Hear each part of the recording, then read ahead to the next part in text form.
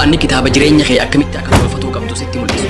Kanaaf rabbiin olaan dhimmoota waa'ee saayinsii kan eega saayinsiin qoratee birga'ee mirkaneessee booda amanamuu danda'e dubbatuun isaa maal? Qabxiin takkiillee qabu haala keessaa wanni kun dogongora ja'anii jiru. Akka hin qaanfanne jajjabeessaa. Qura'aanni kitaaba jireenya kee akkamitti akka tolfatuu qabdu sitti mul'isu. Muslima hin ta'in kan haasawa guutuu obsaan dhageeffatee gaaffii gaafatuudhaaf eegaa jirutu jira. Kanaafuu yoo rabbiin isin hin gargaarin eenyu namni rabbii akkitti isiniif dirmatee isin gargaaru.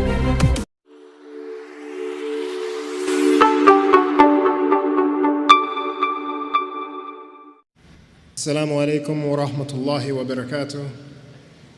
Jazakallah khair Dr. Zakir Naik. Jazakallah khairan Dr. Zakir Naik. Sagantaa gaafii fi deebisaatti seenuun duratti waa'ee kiyya xinnoo waan isinitti himu qaba. Bara 1996tti Yuunivarsiitii Kaalifoorniyaatti Islaamummaa qeebale. Wantoota akkaan Islaamummaa qeebalu na godhan keessaa tokko haasawa Dr. Zakiri. Osoo duraan barumsa kana dhageeffadhee silaata duraa caalaa hedduun gammada ture. Maasha Allah, namoonni gariin badhaasa addaa kennamaniiran. Atammoo namoota waan san kennaman keessaa tokko. Silaa nama bakka inni jirutti faarsuu hin qabu ture. Amma gara gaafii fi deebisaatti haa deebinu. Yeroo kana haala gaarii fi saffisaan itti fayyadamuudhaaf namuu gaafii isaa mata duree irratti qofa akka xiyyeeffatu gaafadha. Gaafii keessan gabaabsaa, maayikii duubaan seeraan hiriiraa, walitti tuucha'uun hin dhaabbatinaa. Warri asitti argamnu hundi obboleewwan namummaati. Warri muslima hin ta'in kan asitti argamtan obboleewwan keenya. Kanaafuu isiniif dursatu kennama. Namoonni keessummeessaa jirtan kanaaf haala mijeessaa. Jaratu dursa argatuu qaba. Nama muslima hin ta'in waliin muslimoonni dhuftan yoo jiraattan akka hin qaanfanne jajjabeessaa. Gaafii haa gaafatan. Sababni isaa nama deebisaa haala gaariin deebisuu danda'uuf keessaa qabna. Warri muslimaa carraa hedduu qabdan. Kanaafuu warra muslima hin ta'iniif bakka gadi dhiisaa. Maayikiraafoonota sadiitu jira. Tokko duubarraa warra dhiiraatiif, tokkos fuuldura irraa warra dhiiraatiif, tokko ammoo shamarraniif qophaa'eera. Kanaafuu gaafii yoo qabaattan maayikiraafoonota kana duubaan dhaqaa hiriiraa. Gaaffileen bifa barreeffamaatiin dhufan carraa lammaffaatu kennamaaf. Dura irratti gaaffilee karaa maayikiraafoonotaatiin gaafatamantu deebisaan itti kennama. Nama muslima hin ta'in kan haasawa guutuu obsaan dhageeffatee gaafii gaafatuudhaaf eegaa jirutu jira. Kanaafuu maayikii warra dhiiraa kan fuuldura irra jirurraa hin jalqaba. Obboleessa maqaa keetii fi dalagaa kee ibsiitii gaafii keetis gabaabinaan itti aansi. And he waited this entire talk to ask his question. So at this time, I will go to the front mic in the males section and ask the brother to please state your name, your occupation, and then briefly state your question. Good evening, everyone. My name is Aditya and I'm doing my final... Akkam ooltan isaniin juftinu maqaan kiyya Adaatiyaa jedhama. Chaayinaatti barata injiinaringii waggaa xumuraati. Hordofaa amantaa Hinduu ta'ullee gaafii tokko ka Islaamummaa wal qabatu tokko yeroo dheeraaf gaafatu barbaadaa ture. Gaafii kanaaf ammoo namni Dr. Zakir Naik caala deebisa naa kennu hin jiru. Akkuma dubbii kan keessatti ibsitetti Quraanii kabajamaan waggaa 1400 dur barreeffame. Kitaabota Rabbiin buufaman keessallee irra caaluu fi ammayyaawaa akka ta'e himti. Kanaafuu gaafii lamsiif qabu. Maaliif jalqabumayyuu kitaabi isaa kan hunda caala ta'e kan ergama jalqabaatti buusuu dhabe? Beekumsa hunda caalaa kan ilma namaa kennuudhaaf maaliif kan cufture? Gaafiin kalammeessolleen kanumaa walitti hidhata. Quraanii waggaa 1400 dur barreeffamu isaa dursee ilmi namaa waggoota 1000 lakkaa'amaniif dachitanir jiraatee jira. Kanaafuu Rabbiin hunda caala rahmat qabees ta'e beekumsa hunda caala nuuf kennu kan maaf isaaniifis kennuu dhabe? Galatoome. The brother asked a very good question, very relevant question. Obboleessi gaafii gaarii fi barbaachisaa gaafate. Gaafii lama gaafate. Gaafiin lameenuu deebisaa walitti dhiyaate qaban. Rabbi subhaanahu wa ta'aalaa maaliif wahyii xumuraa fi goolabbii tana waggaa 1400 dura buuse? Maaliif guyyaa jalqabaa buusuu dhabe? Gaafiin lammeessootis tanuma duraatti wal qabatti. Ummanni waggaa 1400 dura jiraataa ture maal mudata? Qur'aana akka harkatan hin godhamne. Kanaafuu Rabbi akkaan rahmata qabeessa eegate. Akkaan arjaa eegate ummanni duraan ture sun rahmata kanarraa akka hongawan maaliif godhaman? Gaafii bareedduudha. Deebisaasiif kennuuf fakkeenya tokkoon fayyadama. Fakkeenyaaf ilmi kiyya abbaa akkaan doktora ta'uu barbaaddaami maaliif oolmaa daa'immanii sadarkaa duraa sadarkaa lammaffaa achi booda kolleejjii akkaan baradhu dirqama irratti goota? Maaliif qajeeluma kolleejjii meedikaalaa seenee akkaan baradhu nan goone je'ee na gaafate. An ammoo ilmi kiyya doktora fayyaa akkanaaf ta'u yoon barbaade qajeela kolleejjii meedikaalaa isa galchuun qabu. dura bu'uurri isaa sirriitti ijaaramu isaa adda baafatuun qaba. Dura barumsa oolmaa daa'immanii baratuu qaba. Itti aansuun mana barumsa idilee seenee sadarkaa duraa fi lammadaa baratee qormaata dabruu qaba. Yoo qormaata saniin dabree bakka saniif ni mala ja'amee itti amaname qofa kolleejjii fayyaa seena. Haaluma wal fakkaatu rabbiin ol aane kan wantoota nuti arkuu hin dandeenye hunda beeku kan beekumsa waa hundaatuu qabu waa'ee ilma namaatis ni beeka. Qur'aana keessa suuraa Ra'ad suuraa 13ffaa aayaa 38 irratti likulli ajalin kitaab jedhe yeroo hundaaf kitaabaatu jiraa jedhe. Qur'aana keessatti kitaabni 4 maqaan isaanii himamee jira. Tawraat, Zabuur, Injiil fi Qur'aan. Haa ta'u malee kitaabban hedduun buufamanii jiran. Rabbi ilmi namaa guddachuu yookiin qaroomuu akka qabu ni beeka. Qur'aana yeroo jalqabaatti yoo buuse, yeroo Nabi Aadamitti alayhi salaam yoo buuse, ilmi namaa yeroo san jiru dhaamsa san hubatuu akka hin dandeenye ni beeka. Sababa kanaaf waxyii Qur'aana dura buufame kan Injiil ja'amu keessatti kan arra macaafa ja'aniin nuti macaafni amma jiru kun guutumatti Injiila jenneen amannu. Garuu macaafa keessa bakki gariin tarii dubbii Rabbii ta'uu danda'a. Macaafa san keessatti Wangeela Yohannis boqonnaa 16ffaa lakkoofsa 12 hanga 14 irratti Iyesuus Kiristoos nageenyi Rabbii irratti haa jiraatu. Ansilaa waaniin isinitti himu hedduun qaba. Garuu isin amma waan kana ba'achuu hin dandeessan. Inni hafuurri dhugaa wayita dhufu. Inni gara dhugaa hundumaa isin qajeelcha. Waan dhufuuf deemu isinitti hima. Inni maqaa kiyyaaf ulfina kannaa jedhe. Yeroo sanitti Yesus Kiristoos dhaamsa san ni beeka ture. Garuu uummanni isa waliin jiru san dhaamsa san hubatuu akka hin dandeenyees ni beeka. Kanaafuu ergamaan xumuraa wayita dhufu waan if dura mudatu isinitti himaa je'ee hordoftoota isaatti hime. Kanaafuu haaluma wal fakkaatu Rabbiin ol aane ilmi namaa waxyii xumuraa fi goolabbii kan ta'e Qur'aana yoom akka fudhatu danda'u ni beeka. Sunis waggaa 1400 dura ta'e. As far as the second part of the question is concerned, gara gaafii teetan lammadaatti hoggaa dhufu namoonni Qur'aana dura jiraatan maal mudatan jette. Ilmi kiyya mana barumsa sadarkaa duraa yoo seene qormaata meedikaalaa hin qormaatamu. if he goes to higher school, Inni qormaata sadarkaa duraa madaalu qormaatama. Gara sadarkaa lammaffaatti yoo dabrees gaafii sadarkaa lammaffaatu kan namaaf. Itti aansuun kolleejjii achirraayis kan birootti tarkaanfachaa deema. Waliigallee kanaafuu haaluma wal fakkaatuun dhaamsi bu'uuraa kan Rabbi kitaabban hunda keessa kaa'e waxyii jalqabarraa kaasee hanga waxyii xumuraatti jiru wal fakkaataadha. Sunis Rabbii tokkichatti amanuudha. Isa malee qaama biraa gabbaruu dhabuudha. Ergamaa jalqabaa Nabi Aadam alayhi salaam irraa kaasee Nuux, Ibraahim, Muusaa, Ciisaa, Muhammad nageenyi Rabbii hunda isaanii irratti haa jiraatu. Waanuma tokko barsiisan. Sunis tokkichummaa Rabbiitii fi tawxiida. Inshaa Allah waa'ee tokkichummaa Rabbii fi tawxiidaa xumura koonferansii kanaa irratti nin dubbadha. Deebisaasiif kan jeetiin abdadha. hope that answers the question. Gaafii keetiif galatoomi. Namni muslima hin ta'in kan gaafii gaafatu jira. Hayyee maayikii warra dhiiraa kan duubaan jiru irraa fuuna. Obboleessa maqaa kee fi dalagaa kee nuu ibsi itti fufi. Could you please state your name and your occupation, please? Good evening everyone, my name is Sanjeev. Akkam ooltan hundi keessan maqaan kiyya Sanjii jedhama. Kaampaanii Laandimaark jedhamu keessa bulchiinsa keessaan hojjedha. Islaamummaan wal qabatee gaafilee muraasaan qaba. Garuu gaafii lama gaafatuun barbaada. Islaamummaan lammada dhalachuutti amanaa? Gaafiin lammaffaa ammoo Islaamummaa keessatti if ajjeesuun dhoorkaadha. Namoonni hedduun Paakistaanii fi biyyoota Arabaa keessatti boombii ifitti hidhuudhaan dhoosanii namoota hedduu ajjeesutti jiran.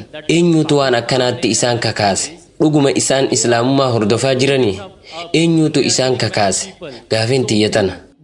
Who are the people they are motivating them? Whether they are really following the Islam or who is motivating them? That is my question, sir. The brother has two questions. The first question, Obboleessi gaafii lama gaafate. Gaafii duraa Islaamummaan irra deebi'anii dhalachuutti amanaa jedhe. Gaafii lammadaa ammoo Islaamummaa keessatti if ajjeesuun dhoorkaa eegate. Paakistaanii fi biyyoota biroo keessatti namoonni boombii ifitti hidhanii dhoosuun namoota hedduumaaf ajjeesanii jedhe. Gaafii lama gaafate. Gaafii duraa tan Islaamummaan irra deebi'anii dhalachuutti amanaa jettuun wal qabatee deebisaan jiru. Irra deebi'anii dhalachuu qofa gaafii jettu yoo gaafatte deebisaan eeyyan ta'a. Wanni nuti itti amannu ilmi namaa yeroo takka qofa dachii tanarra jiraata. Qur'aanni lubbuu isiniif kenninee gara dachii tanaa isin finne itti aansee isin ajjeefna.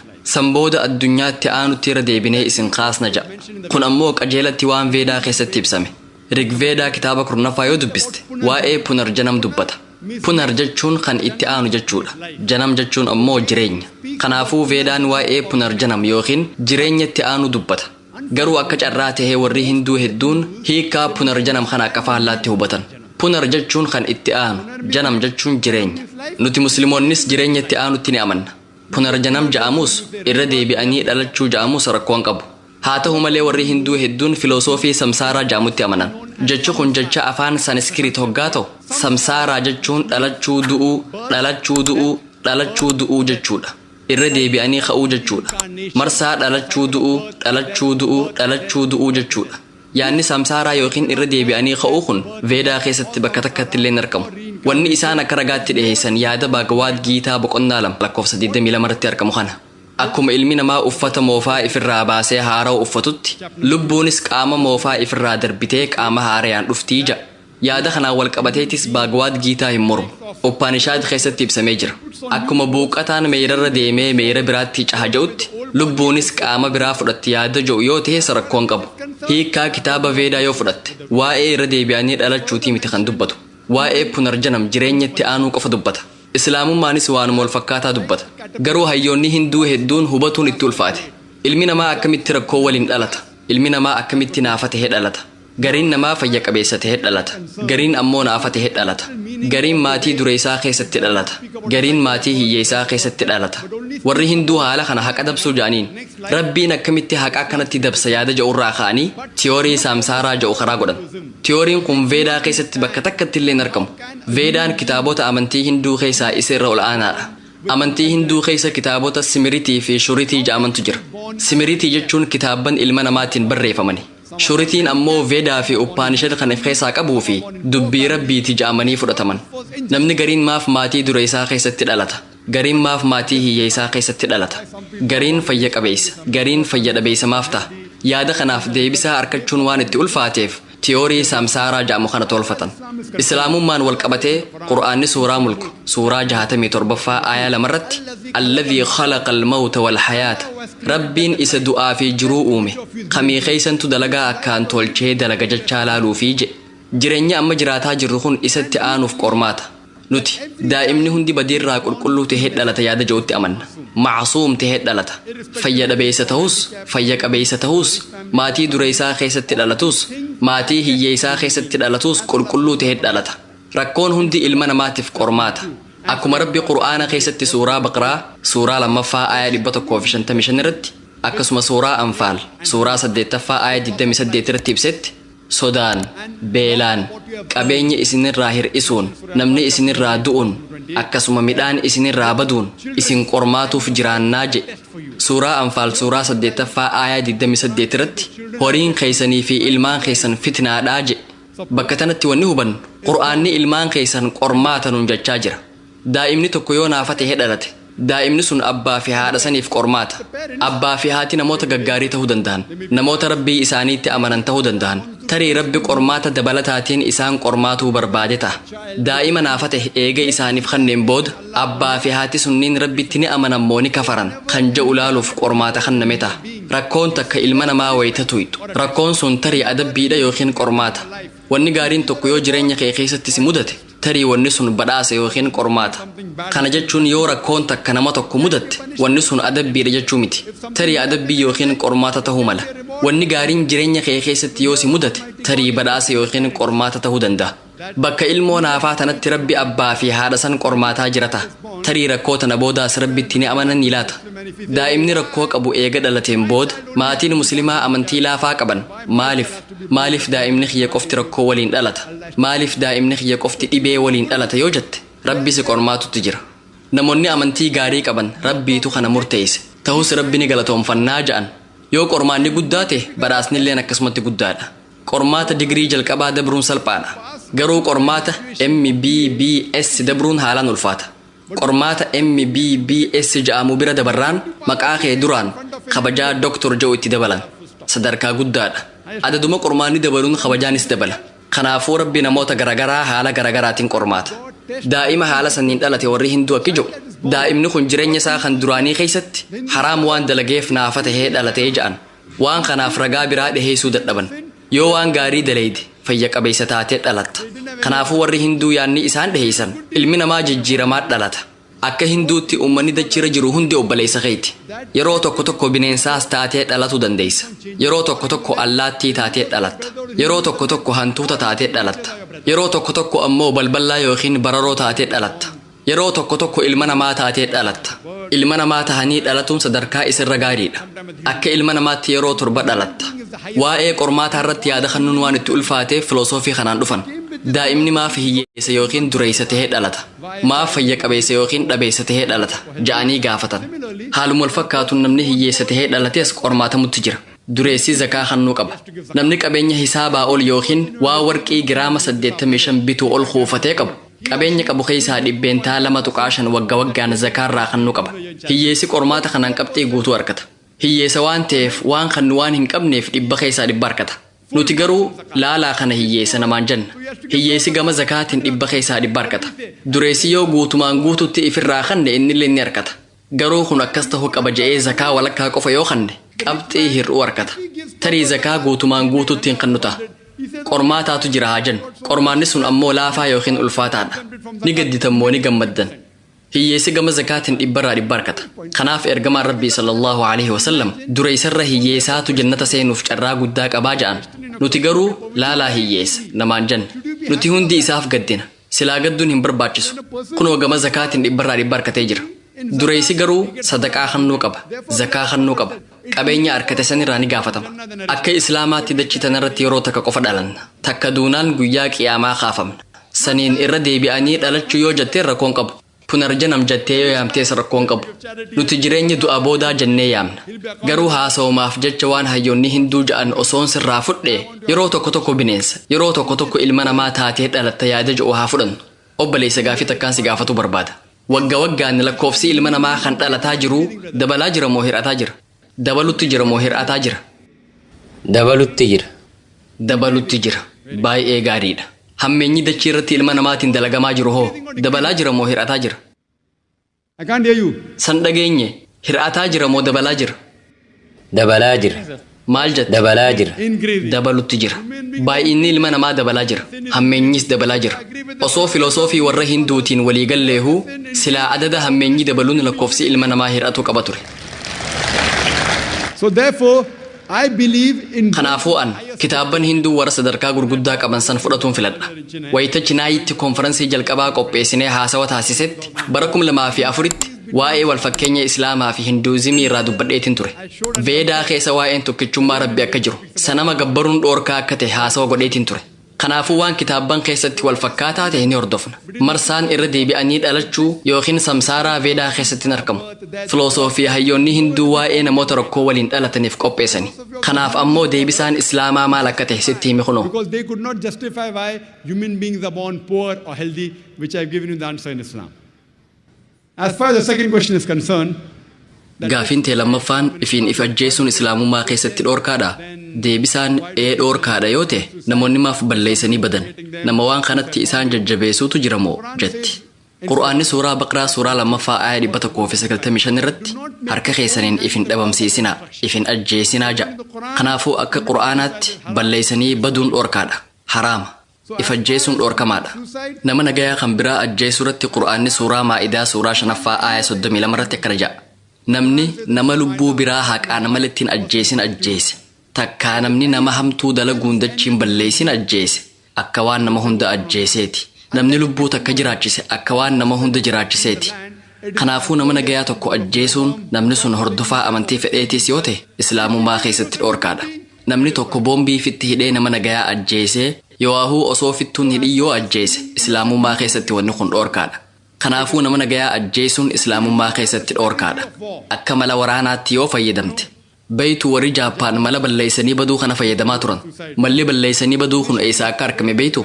Akka Profeesara kitaaba Deengituuwiin Ameerikaa jedhuu barreessetti namoonni yeroo jalqabaatiif balleessanii badan warra LTT jedhamani. Warra Taamil Taayigars jechuudha. Garuu arra islaamummaatu itti qeeqama. Maaf akka ta'e hin beeka. Miidiyaadha. Balleessanii baduu warra muslimaatu jalqabe waan jedhu dhageessee beeytaa? Dura warra LTT jedhamantu waan kana jalqabe.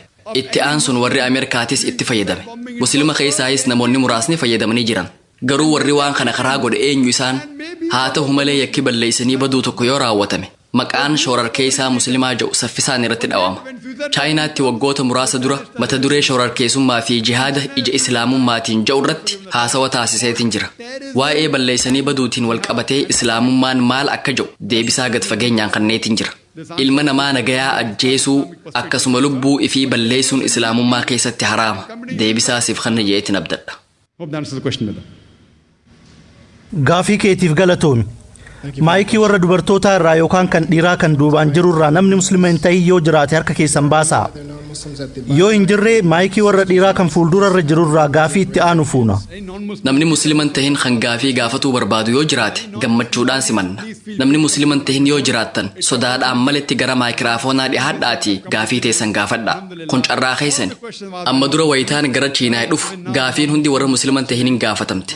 Ammaas warri musliman tahin kan Chiinaay jajjaboodha jeetiin abdadha. Gaafii barbaaddan gaafatuu mirga qabdan.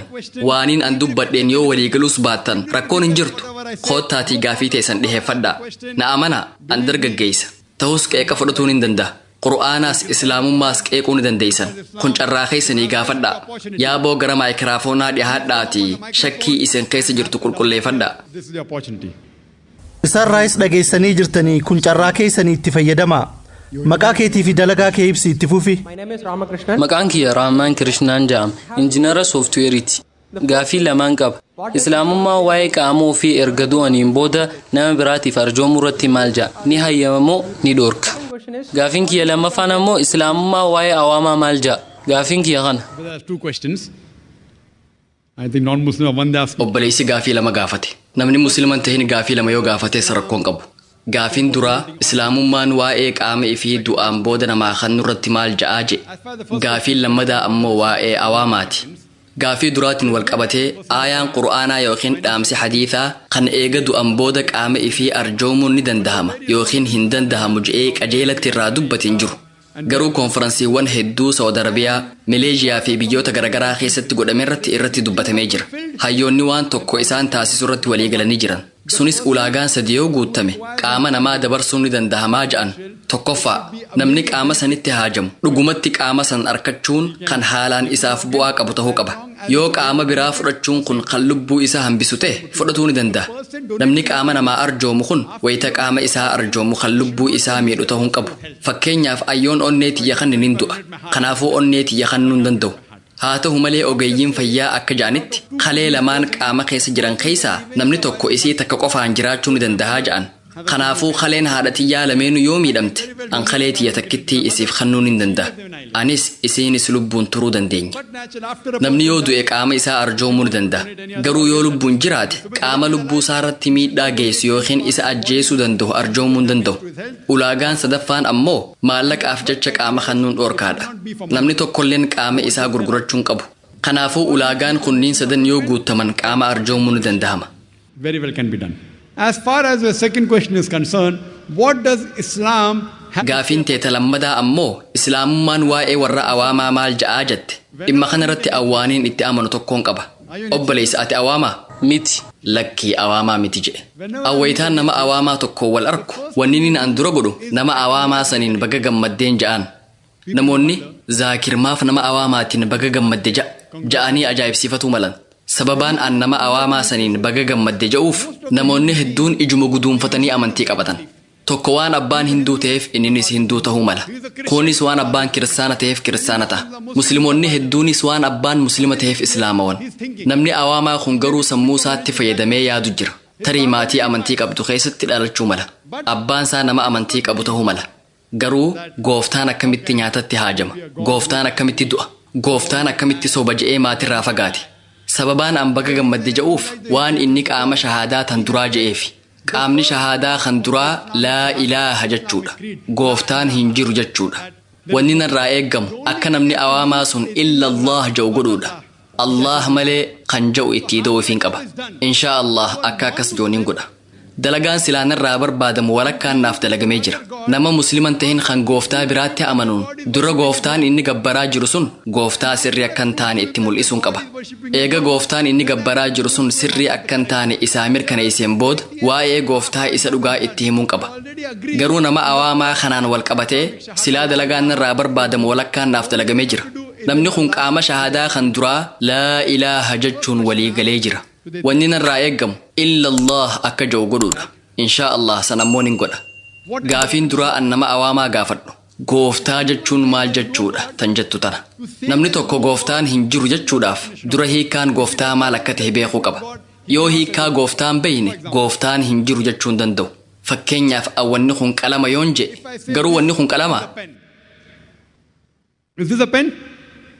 miti wanni kun kitaaba wanni kun qalamaa miti jechuudhaaf durarratti hiikaa qalamaa beekuu qabda namoonni gariin lakkii zaakir wanni kun kitaaba akka ta'e waan beeynuuf qalamaa miti jechuu dandeenya jechuu malan akkas jechuun danda'an wanni kun kitaab ja'ama yooniin je'ee si gaafadhe lakkii kun kitaab miti jechuu dandeessa yoo nama hiikaa jecha kitaab je'uun beeyne taate wanni kun kitaab miti jechuudhaaf dirqama hiikaa jecha kitaab je'u beekuu qabda sababni isaa kitaab jechuu fi buuk jechuun waanuma tokko kanaafuu wanni kun qalamaa miti jechuudhaafis hiikaa qalamaa beekuun barbaachisaadha tarii hiikaa kitaabaa beekuu yookiin beekuu dhabuu dandeessa waliigallee haaluma kanaan gooftaan hin jiru jechuudhaaf hiikaa gooftaa beekuu qabda namni awaamaa kun gooftaan akkamitti nyaatatti haajama akkamitti kijiba wal'aansoo godhee akkamitti moohatama kanaafuu an gooftaa kanatti hin amanu jechuu mala anis gooftaa akkanaa kanatti hin amanuun ja'an laa ilaaha sanbooda hubannoon sirrii tan gooftaa maal akka ta'e ittiin hima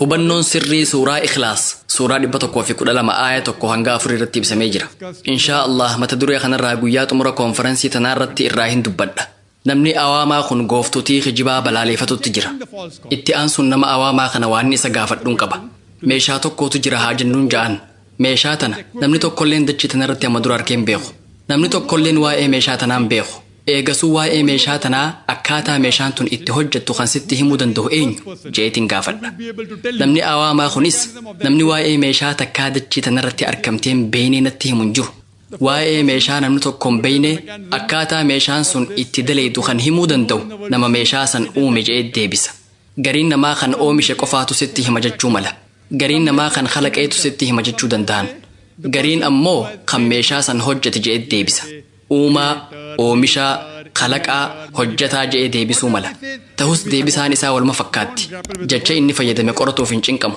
waan inni je'e irrumaa hin fudha itti aansuun gaafii biraatiin isa gaafadha dhimma kanarratti barumsa kannee waan hin jiruuf asitti hunda irra deebi'uu hin danda'u itti aansuun addunyaan tun akkamitti uumamte je'eetiin gaafadha innis waa'ee biig baangii hima anis wanni kun yoom beekame je'eetiin gaafadha innis bara 1973 je'ee deebisa akka saayinsiitti barri kun kaleessa ja'ama waggaa 30 fi 40 dura waa'een biig baang kan ati amma waggaa 30 fi 40 dura beeni jettee himtu kana qura'aanni waggaa 1400 dura dubbatee jira je'eetiin itti hima eenyutu waa'ee kana dubbatuu danda'a je'eetiin gaafiitti aansa innis durdurii ta'uu mala je'ee deebisa anis hin mormu ittiin fufa bocni lafaa maal fakkaata je'eetiin gaafadha innis dur uummanni diriirtuudha je'ee amana amma garuu boca hanqaaquu akka fakkaattu beene je'ee deebisa wanni kun yoom beekame yoo jetteen bara 1577tti wayitaa saha faransiis dachira naannawee beekamee ja'a wanni kun yoomi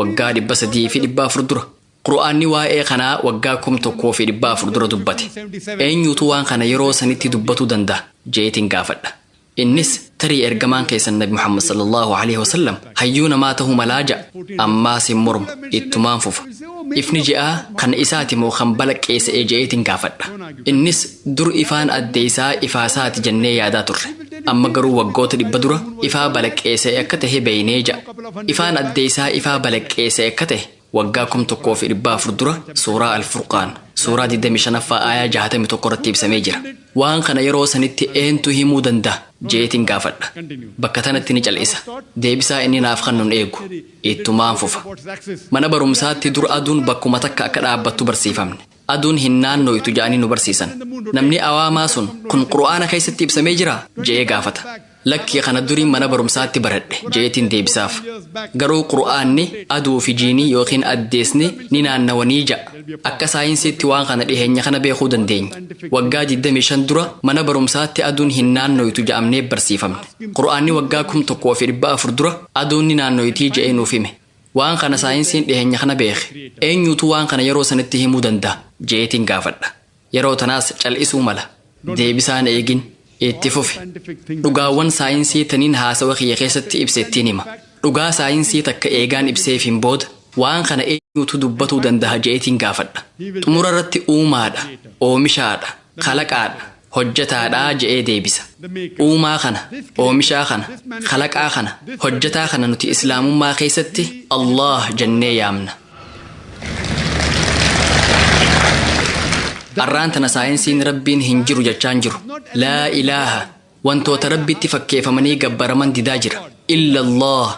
Sah Faransiis Biigan filoosofarii beekamaan beekumsi saayinsii kee xiqqaa yoo ta'e awaama si godha. Saayinsii gad fageenyaan beekuun ammoo nama rabbitti amanu si taasisaa jedhe. Kanaafuu haasawa kiyya kana kan qur'aanaa fi saayinsii ammayyaa jedhu kanaan jiraachuu rabbii karaa saayinsiitiin mirkaneessuu ni dandeessa. Deebisaasiif kana jeetiin abdadha.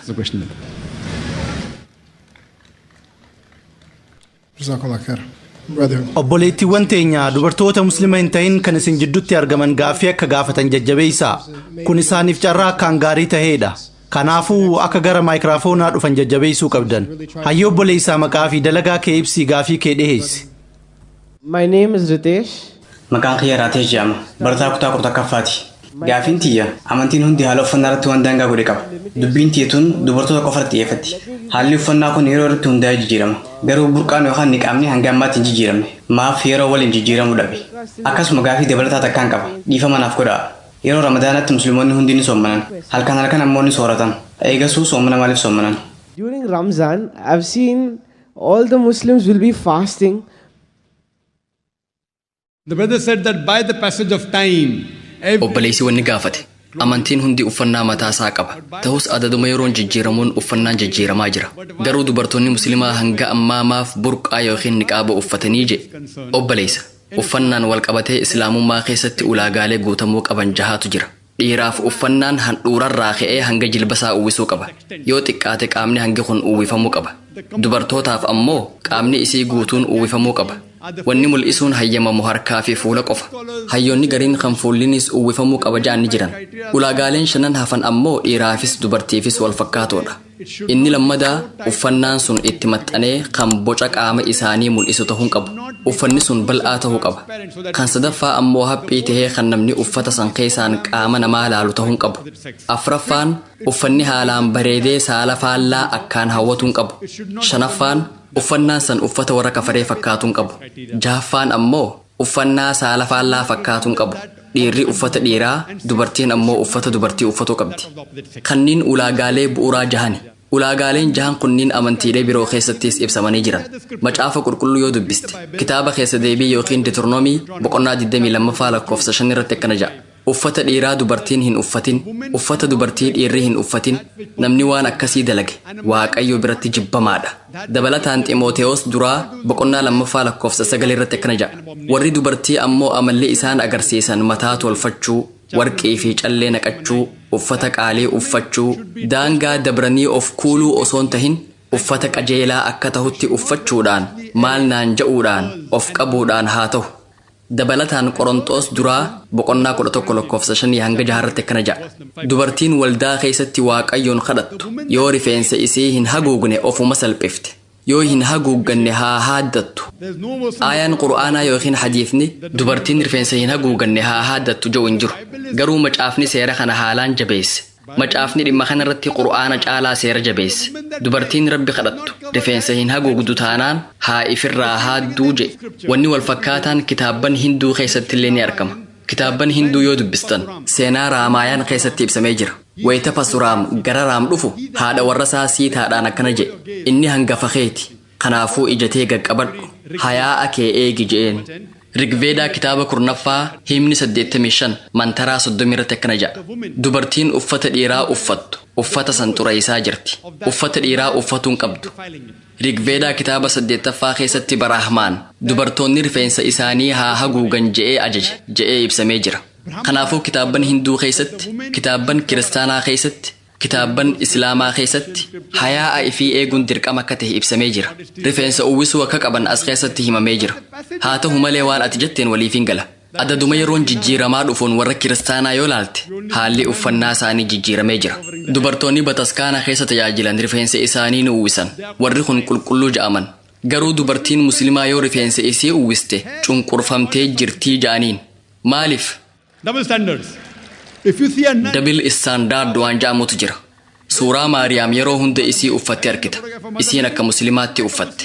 Isiin muslima, dubartii muslimaati. Qaamni isii guutuun seeraan uwwifamaadha. Harkaa fi fuula qofaatu mul'ata. Wanniin ansii walii galu yoo ulaagaalee jahan sanniin eege jijjiiruu rakkoon qabu. Gama faashinaatiin akkaataan hijaabaa, niqaabaa, abaayaan jijjiiramee jira. Ulaagaa jahan keessaa osoo hin bahin bifasaa gurraacharraa gara cuquliisaa fi magaalaa yoo jijjiirte rakkoon qabu. Hanga ulaagaalee jahan hin cabsinitti waan kana godhuu ni dandeessa. Kanaaf ammaan tana hijaaba faashina garagaraatiin argita. Haa ta'u malee faashinni niqaabaa haalaan bareechifamee ulaagaalee ja'ame jahan keessaa bahaa jira. Wantoonni calalaqaan hedduun itti dabalamaa jira. Kunis saala faallaa harkisuudhaaf godhamaa jira. Kun haraama. Waan saniin alaa jijjiirtee diimaa yookiin gurraacha yoo uffatte rakkoon qabu. Namni hedduun bifti gurraachi dirqama isaa. Gurraachi dirqamaa miti. Yoo uffata gurraacha uffatte tarii torbaanitti yeroo takka qofa miicuuf dirqamta. Adii uffannaan ammoo guyyaa hunda miicuu qabda. you have to wash every day. The choice is yours. You wear white and wash it. Filmaanni keeti. Adii uffattee guyyaa hunda dhiquu fi gurraacha uffattee torbaanitti yeroo takka qofa dhiquun filannooteeti. Hanga ulaagaalee hijaabaa jahan hin cabsinitti uffachuu mirga qabda. Ammaan tana hijaabni faashina garagaraatiin dhufaa jira. Hanga ulaagaalee jahan hin cabsinitti uffatuu ni dandeessa. Garuu kan hayaa'a eegu ta'uu qaba. Hayaa'a eegnaan ni hayyamama. That you see in Ramadan. Gaafiin lammadaa Ramadaana keessa musliimoonni hedduun ni soommanan. Guyyaa soommanaa halkan ammoo soorataan dabarsan jette. Gaafii tana na gaafatuu keetiif hedduun si galatoomfadha. Maaliif soommanna? Rabbi Qur'aana keessatti suuraa Al-Baqraa suuraa lammaffaa aaya 183 irratti yaa warra Rabbitti amantan akka diliirraa dhoowwamuu barattaniif jecha akkuma warra isiniin duraarratti soommanni dirqama godhametti soommanuun isinirraas kaayamee jira. Dirqama godhamee jiraa jedhe. Arra akka saayinsiin nutti himutti yoo beela to'achuu dandeesse fedhinnaalee teetanniin hafan to'achuu ni dandeessa. Kanaafuu yoo soommante fedhinnaalee teetanniin hafan to'achuu ni dandeessa. Dubbii ati jettuun waliif hin gala. Muslima hunda jechuus baattu. Osoo muslima hedduullee jetteenuma ta'a. Musliimonni hedduun ammaan tana ni soommanan. Wayita soommana furan ammoo ayyaana soorataatti deebi'an. Kun ammoo kaayyoo silaa soommanni kaayameef san bilaash godha. Waan ati jetteen waliif hin gala. Namoonni hedduun guyyaa gara halkaniitti halkan ammoo gara guyyaatti jijjiiran. Guyyaa guutuu rafaa oolanii halkan guutuu ammoo kirkee taphataa bulan. Jireenya duraan beekame san itti fufsiisuu qabda. San keessatti ibaadaa heddummeessuu qabda. Wayita soommantu hammi soorataa ati soommantu gad xiqqaata. Kun ammoo fayyaa qaamaatiif gaariidha. Garuu heddummeessitee nyaatta taanaan rakkootu si mudata. Karaa sirrii taheen yoo soommante faayidaa hedduu argatta. Isa kanaaf viidiyoo tiyyataniin dhimma kanarraa haasawee ilaaluu ni dandeessa. Dhimma soommanaa irratti sagantaa kutaa 64 qabu dalageetiin jira. Sagantaan tun Ramadaana keessa dhihaatti. Inshaa Allah faayidaalee soommanaa hedduu achi argachuu ni dandeessa. Deebisaasiif kana je'eetiin abdadha. Yoo gaafii dubartii muslima hin taane qabaatte nuuf dhiheessi. Assalaamu alaikum. Gaafii tana dubartii muslima hin tahin bakka bu'eetiin gaafadha. Maqaan isii Baandeenaa jedhamti. Barumsa ammaati nuuf kennite anaaf waan haariya. Beekumsi qiyyaas xiqqaadha. Kanaafuu gaafii bu'uuraa takkaan si gaafadha. Aayaalee Qur'aanaa 6,000 ta'an keessaa kan 10,000 lakkaa'aman. Waa'ee saayinsii eega dubbatan ta'e dubbiin ijoo Qur'aanaa maali? Sister, that's a very good question. That if the Quran contains more than 6,000 verses and more than 1,000 speak about Obboleettiin gaafii bareedduu gaafatte. Qur'aanni aayaalee 6,000 ol qabaatee 1,000 ol ammoo waa'ee saayinsii eega dubbatu ta'e dubbiin ijoon Qur'aanaa maali jette. Obbolii akkumaan gaafii duraarratti ibsetti ergaan yookiin dubbiin ijoo Qur'aanaa tawxiida. Rabbii tokkichatti amanuu isa qofa kophaasaa gabbaruudha. Akkumaan amma dura dubbadhe Qur'aanni kitaaba saayinsiitii miti. Inni kitaaba saayinsiiti. Saayins kitaaba aayatoota yookiin mallattooleeti. Qur'aanni kitaaba jireenya kee akkamitti akka tolfatuu qabdu sitti mul'isu. Nama shirishirii Raavishaankar jedhamu wajjiin wayite wal morminutti kitaabni kun ogummaa jireenyaa irratti kitaaba irra gaariidha je'eetiin itti hime. Best book on art of living. Kitaabni waa'ee ogummaa jireenyaa akka gaariitti ibsu Qur'aana. Kitaabni kun kitaaba akkaan gaariidha. Ummata miseensa biliyeena 1.3 ol ta'uu qaba. Kitaabni kun akkaataa jireenya kee itti oofattu si barsiisa. Qur'aanni kalimaa Rabbii waan ta'eef aayaan Qur'aanaa tokkichi kallattii garagaraatiin ilaalamuu danda'a. Aayaanni waa'ee saayinsii irraa haasa'u kan 1,000 caalu kun kophatti waa'ee saayinsii qofa dubbatan jechuu miti. Dhimmoota biroollee ni dubbatan. Kun bareedina Qur'aanaati. Namni waa'ee saayinsii hin feenes yoo dubbise ni hubata. Namni saayinsii beeku yoo dubbise ammoo kallattii addaatiin hubata. namoota lachuu ni quubsa kun bareedina qur'aanaati kana jechuun qur'aanni kitaaba saayinsiiti jechuu miti tahullee aayaan qur'aanaa tokkolleen kan saayinsii hangammaatti mirkanaa'een walitti bu'un jiru kitaaba rabbii waan ta'eef kitaabni kun qajeelfama akkaataa jireenyaa ibsa rabbii tokkotti akka amannu akkamitti akka isa gabbaruu qabnu akkamitti akka jireenya keenya qajeelfannu nu garsiisa waan gaarii fi hamtuu ibsa wantoota fardii tahan kan namni dalaguu qabuu fi wantoota hamoo tahan kan namni irraa fagaatuu qabu nu barsiisa deebisaasiif kana jeetiin abdadha and the prohibited things that you should abstain from. It's mentioned in the Quran. Hope that answers the question, sister. obbolii gaafii biraa kan nama muslima hin ta'in irraa dhufe yoo harkaa qabaatte itti fufi. Barumseeti nuuf kannite nama hawwata. Odeeffannoolee ammaatii nuuf kannite kan nama asitti argame keessaa waan kana amma dura namni hangam akka beeku addaan baafatuudhaaf akka harka isaanii baasan naa gaafatta. Kan itti aanu ammoo barumsee ammayyaa fi quraanni maaliif waliin kennamuudhaaf. Sister has a question that from the audience. Obboleetiin ummata as jiru keessaa hangam keessantu waa'ee barumsaan amma waltajjii irratti kannee kana beeka tan jettu beekuu barbaaddi. Yaaboo harka keessan baasaa. Maashaa Allah hedduudha jechuu dandeenya. Hundaas tahuu baatu dhibbeentaa 50 ol kan tahan ni beekan. An kitaaba qur'aanaa fi saayinsiin ammayyaa wal simamoo wal dida jedhu barreesseetiin jira. Kitaabni kun hulaa konferansii tanaa irrattis namaaf qoodamutti jira. Namoonni hin arkatin wayita asirraa baatan arkachuu dandeessan. kitaabni qur'aanaa fi saayinsiin ammayyaa wal simamoo wal dida jedhu inshaa Allah hulaa irratti ni qoodama. Kitaaba fakkii halluu garagaraa qabaniin guutame. Gaafii lammadaatiin wal qabatee barumsi ammayyaa maaf warra muslimaatiifis hin kennamnee jedha. Obboleettiin akkuma hubatuu dandeessu kanneen dhibbeentaa tokko yookiin 10 yookiin dhibbeentaa 10 gad tahantu harkan baasine. Kanaafuu maashaa Allah hedduun isaanii baratanii jiran. Tahullee barumsa kana hordofuuf dhufan. Tarii kutaa gaafii fi deebisaatiif jecha dhufan ta'a. Qaama sagantaa tanaa keessaa sun isa irra gaariidha.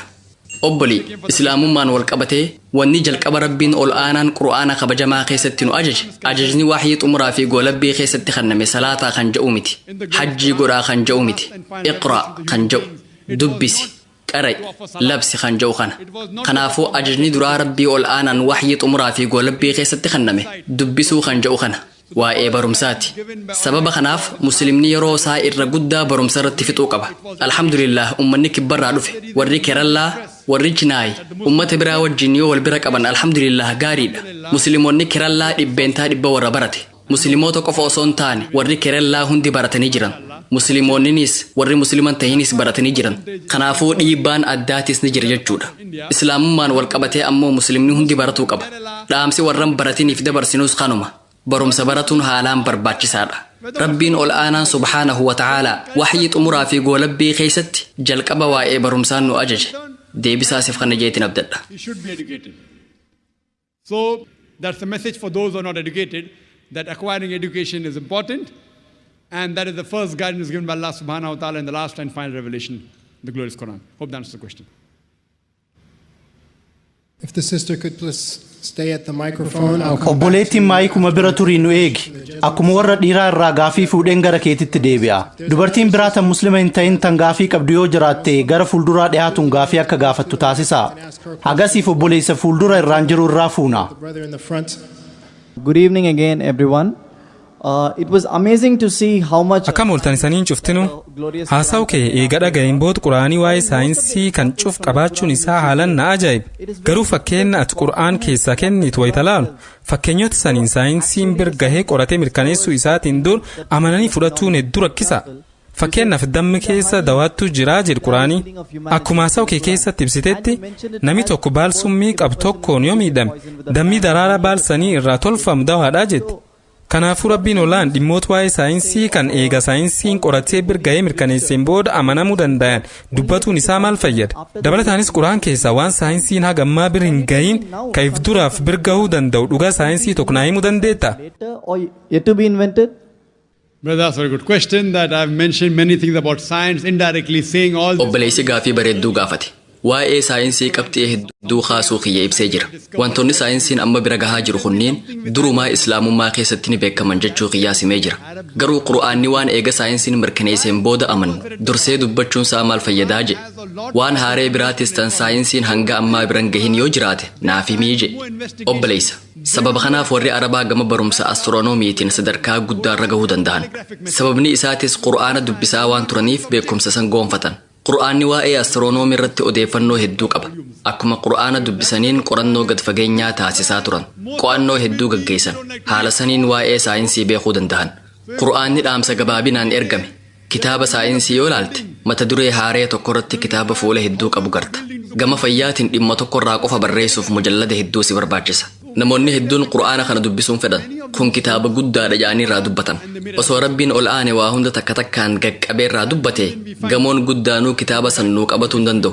Dhaamsa qura'aanaa gad fageenyaan ibsame keessatti kuusuudhaaf gamoo kumaatamaan lakkaa'amuutu nu barbaachisa. Qura'aanni dhaamsa gabaabaadha. Kanaaf musliimoonni hedduun qura'aana dubbisanii gama saayinsiitiin hayyuu ta'uu danda'an. Seenaa if duuba deebitee yoo ilaalte musliimoonni saayinsii fi teekinooloojiidhaan qaroomuu hubatta. Garuu ati gaafii ta'e keessatti waan dabre dhiisii waan ammaa naaf himii jette. Wantoonni an ibse hedduun waan amma dura saayinsiin bira gahuu danda'e. Garuu hedduu isaanii muslimootaatu argate. Garii warra musliman tahintu abuure. Garii warra Awurooppaatu bira gahe. Garuu wanni hanga ammaa saayinsiin bira gahuu hin dandeenye hoo jiraa jette. Waliigallee durarratti waan saayinsiin hangammaa biran geenye garuu kan bira gahuudhaaf carraa guddaa qaburraa hin dubbadha. Qura'aanni waan san dubbatee waan jiruuf an sirrittiin itti amana. Fakkeenyaaf qura'aanni suuraa Ashuuraa suuraa 42ffaa aayat 29 irratti samii fi dachii uumee ammaas waan lubbuu qabu isaan jidduu facaase. Kun ragaa tokkummaa rabbii fi dandeetii isaatirraa hiija. Kanaafuu qura'aanni bakka tanatti dachii tanaan alaas wanni lubbuu qabu ni jira je'ee nutti himutti jira. Arraan tana saayinsiin dachii tanaan alatti wanni lubbuu qabaa ni jira isa jedhu mirkaneessuu hin dandeenye. Garuu saayintistoonni dachii tanaan alatti carraan wanni lubbuu qabu jiraachuudhaa guddaadhaa ja'an. Kanaaf rokkeeta saatalaayitii faa gara addeessaa fi maarsi ergaa jiran. Qura'aanni dachii tanaan alaas wanni lubbuu qabaa ni jirti waan je'eef an ittiin amana. Saayinsiin tarii boruu irra gahuu danda'a. Waggaa 5 booda, waggaa 10 booda, waggaa 100 booda bira gahuu danda'a. Ani garuu qura'aanni waan natti himeef ittiin amana. Arraan tana addunyaan tun akkamitti dhabamuuf akka deemtu tilmaama hedduutu jira. Gariin aduun haalaan guddattee dachii dhabamsiiftii ja'an. Gariin gaarreentu caccaba ja'an. Gariin gaarreentu gasseena ja'an. Gariin galaanaatu irraan garagala ja'an. Gariin ammoo boolla gurraacha keessa seentee dhabamti ja'an. Tilmaama hedduutu jira. Tilmaamni kun hundallee ta'uu baatu hedduunsaa waan qura'aanni je'een walii gala. Qura'aanni suuraa Alqiyaamaa suuraa 75ffaa aayat 8 hanga 9 irratti gaafa ji'arraa ifni deeme gaafa aduu fi jiini walitti qabamanii isaan lamaanirraahuu ifaan deeme ja'a. Suuraa Takwiir suuraa 81ffaa aayat 1 hanga 3 irratti gaafa aduun muramtee ifni isirraa deeme gaafa urjiin harcaate gaafa gaarreen bakka isaaniitii deeman ja'a. Suuraa Infixaar suuraa 82ffaa aayat 1 hanga 3 irratti gaafa samiin baqayxe ammaas gaafa urjiin samii harcaate ammaas gaafa baharri hundi walitti baname ja'a. Aayatoonni kunniin waan saayinsiin tilmaameen wal fakkaata. Garuu qura'aanni wantoota kanniin dubbatee waan jiruuf an ittiin amana. Qura'aanni dabalataan suuraa Al-Anbiyaa suuraa 21ffaa aayat 104 irratti akka duraan garaa haadhaa keessatti isin uumnetti qabriidhaa kaafnee dirree qiyaamaatti walitti isin qabna ja'a. Saayinsiin waan kana hangammaa biran geenye. Qura'aanni waa'ee jireenya du'a boodaan jiru dubbata. Saayinsiin waan kana hangammaa mirkaneeffanne. Qura'aanni waa'ee jannataa fi azaabarraa dubbata.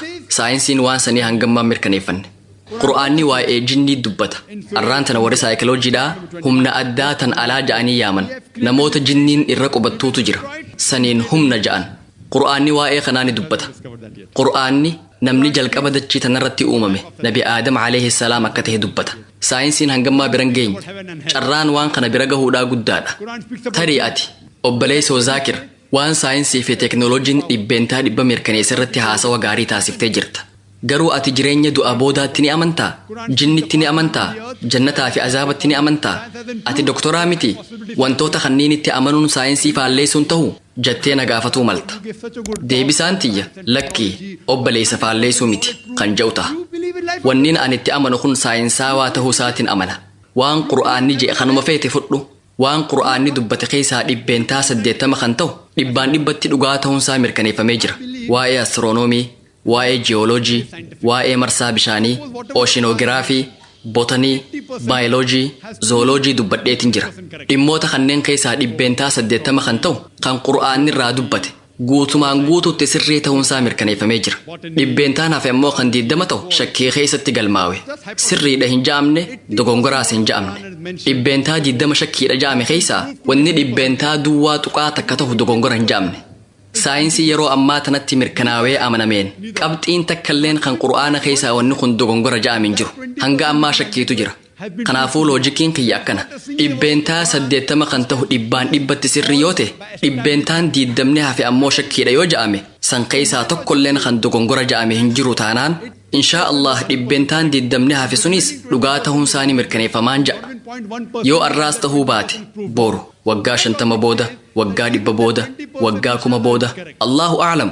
Du'a boodaan jireenya akka jiru ni mirkaneessan, jinniin akka jirtu ni mirkaneessan, azaabni akka jiru ni mirkaneessan, jannanni akka jiru ni mirkaneessan. Kanneen birootis mirkaneessuuf jiran. Mata duree wantoota saayinsiin hin mirkaneessine kan garuu if dura mirkaneessuuf jiru irratti barnoota tokko guutuu kennuun hin danda'a. Deebisaasiif kan je'eetiin abdadha. Gaafii keetiif galatoomi. Dubartoota biraa namni muslima hin taane yoo jiraate gaafii dhiyeeffatuu dandeessi. Obboleettii teenya Vaandeenaa irraa tuni gaafii xumuraati. Dandeettiin kee kan waa haffazuudha ajaa'iba. Waa'ee waa haffazuu irratti wanni qura'aana keessatti dubbatame ni jira. Obboleettiin dandeettiin kiyya kan waa haffazuudha jabaa akka ta'e dubbatte. Kun badhaasa Rabbiiti. Alhamdulillah. Qura'aana keessaa aayaan waa'ee miimoorii yookiin waa haffazuu dubbatame jira jettee gaafatte. Namoonni hedduun waan kanarratti irra deddeebiidhaan na gaafatan. Akkamitti akkanatti sammuutti waa qabatta? Maqoon isaa maali? Meeshaa kompuutaraa if keessaa qabdaa? Iccitiin isaa maali? Naan ja'an. Iccitiin isaa qura'aana keessatti ibsamee jira. Sagantaa leenjii da'waa barattoota kiyyaaf kan irratti wanni sadi haalaan barbaachisaa akka ta'e dubbadheetiin ture. Inni duraa Qur'aana suuraa Aali Imraan suuraa 3ffaa aayee 160 irratti yoo Rabbiin isin gargaare namni isin moohatu hin jiru. Yoo Rabbiin isin hin gargaarin eenyu namni Rabbii achitti isiniif dirmatee isin gargaaru warri amane Rabbitti haa irkatuu ja'a. Inni duraa Rabbitti irkatuudha. Inni lammadaa ammoo Qur'aanni suuraa Al-Ankabuut suuraa 29ffaa aayee 69ffaa irratti warra nuuf jecha qabsoo godhe karaa nu biraan isaan gahu isaaniif laaffifna. Rabbiin warra dalagaa tolchee waliin jiraa ja'a. Inni lammadaa jabaatanii carraaquudha. Inni sadaffaan Rabbi suuraa Anbiyaa suuraa 21ffaa aayee 7ffaa irratti akkasuma suuraa An-Nahl suuraa 16ffaa aayee 43 irratti fas'aluu ahla dhikri in kuntum laa ta'lamuun waan ifiin beeyne warra beekumsa qabu gaafadhaa ja'a. Sadaffaan mala barumsaati. Teeknika wayita leenjii da'waa kanninu namoonni obboleessoo Zaakir teeknikni sun maali jaanii gaafatan. Anammoo sadaffaan kun isa hedduu barbaachisuu miti. Inni haalaan barbaachisu tokkoffaan Rabbitti irkatuu fi amanuudha. Teeknika addunyaarra jiru cufa osoo qabaattanii eessallee gahuu hin dandeessaniin ja'an. Barattoonni kiyya hedduun waa'ee waa haffazuu fi yaadatuu irratti MBA qaban. Waa'ee triangle technique ja'amuu beekuu keessan ani hin beeku. Isaan waan akkasii irratti jajjaboodha. Wayita jalqabaa barumsa irratti jajjaboo turan. Gara xumuraa yoo gahan ammoo sadarkaa gad aanaa qaban. Gargaarsi Rabbii waa hunda caala. Teeknika waa haffazuu ja'amee waan ibsamu hunda gargaarsa Rabbiitu caala. Inni tokkoffaadha. Gargaarsa Rabbii hoo akkamitti argatta? Sun yoo ati karaa isaa keessatti qabsoo goote ni argatta. Karaa isaa keessatti carraaqqatta taanaan milkiin baata. Yoo milkaa'uu dadhabde karaa Rabbii irratti karaa sirriitiin carraaqaan jirtu jechuudha. Waa'ee teeknika waa haffazuu qabaatuun hedduu dirqamaa miti. Nuti leenjii da'waa guyyaa 40 qabna. Namoota ni leenjifna. Namoonni hedduun ajaa'ibatti ta'a. Barattoonni kiyya hedduun alhamdulillah suuraa fi aayaa lakkoofsa waliin himan. Barattoota addunyaa garaagaraa irraa walitti qabnee waa'ee da'waa irratti leenjii kenninaaf. Akkamitti akka da'waa godhan? Akkamitti gaafiif deebisaa akka itti kennan irratti isaan leenjifna. Leenjiin cinatti carraaqatuun dirqama. Waa'ee aayatoota Qur'aanaatiin wal qabatee haasawa kiyya jalqabuun duratti yeroo hunda aayaa Qur'aanaa tokkoon fayyadama. Sun suuraa Xaahaa suuraa 20ffaa aayee 25 hanga 28 irratti argama. Rabbi shrah lii sadrii tun du'aa'ii Rabbiin subhaanahu wa ta'aalaa Nabi Muusaa barsiise. Du'aa'iin tun akka Nabi Muusaan rakkoon malee da'waa godhuu isa gargaarte. Nabi Muusaan ergama isaa fudhatuun dura nama cabaqu yookiin loqodu ture. Namoonni hedduunatti dhiyaatanii na beekanis akkaanan cabaqu ni beekan. Yeroon ijoollee turetti ni cabaqa. Namni waan barbaade hawwuu ni danda'a. an doktora jabaa ta'uuf hawwuun hin danda'a. Garuu nama 25 duratti haasawwan hin taasisa jedhee nama hawwuun turre. Sababni isaa anniin cabaqa. Namoonni maqaan kee eenyu yoo naan ja'an maqaan kiyya zaakir jeetiin deebisa. An akkasiin ture. Amma garuu karaa rabbii keessa deemee waggaa 20 dura eegaan gara dacwaatti makameen booda wanni cabaquu ja'amu narraa bade. Wayitaan nama kiristaanaa wajjin dubbadhu arrabni kiyya naaf hiikama. An takkaa nama dura dhaabbadheetiin haasawa taasisa jedhee yaadeen beeku. Hiriyaan kiyya tokko waltajjii gubbaarratti ol bahee sodaatee jennaan bakka isaa bu'uuf jecha waltajjiirratti ol bahe. Achumaaniin waltajjiirratti hafe. Ammaas waltajjii gubbaan jira. An amma namoota kumoota 10 lakkaawamaniin namoota kumoota 100 lakkaawamaniif daawaa godhuun hin danda'a. Alhamdulillah namoota miliyoona gahan dura dhaabbadhee qajeela daawaa godheetiin jira. Gara aayaa qura'aanaa sana haa deebinu. Muusaan alayhi salaam Fir'aawnaa fi uummata isaatti dhaamsa akka geessuuf ajajame. Inni yeroo san du'aayii godhe. Sunis du'aayii suuraa xaahaa suuraa 20ffaa aaya 25 hanga 28 irratti argamtu. Rabbi shrah lii sadrii. Yaa rabbii kiyya qomatiyya naaf bal'isi. ويسر لي أمري وأن هجته في ديمنا أفلافسي واحلل عقدة من لساني يفقه قولي أكوريتنا إرجت دبيتي يبيخوف أبقى الربخ يرجرنا الراديم سيسي سببني إسا موسى عليه السلام نش أبقى أنس نينش أبقى أكوريتنا إرجت دبيتي يبيخوف أبقى الربخ يرجرنا الراديم سيسي جئتين قد خنافو ويتان هاسوا فولتجتبو ربي أكا قومتي ناف بلئسو أكا دلقاتي ناف لافسو haasawa kiyya akkanaaf hubataniif jecha akka cabaqa arraba kiyyarraa deemsisuun qadha. Du'aa'iin an waa haffazuudhaaf itti gargaaramaa ture isii tana. Garuu wanni akkaan barbaachisu rabbitti amanuu, lammaffaan karaa isaa irratti carraaquu, sadaffaan teeknika. Deebisaasiif kana je'eetiin abdadha.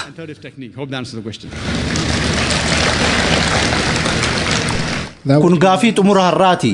Egzibishinii nagaya mul'ata islaamummaa tokkummaaf hubannoof barumsaaf jedhuun guyyoota 10 qophaa'e irraa sagantaa keenya kan halkan lammataa kanaan goolabna. Asitti argamuu keessaniif rabbi jazaa isinii haa kafalu. For harmony, awareness and education. Jazakallah khair for your attendance.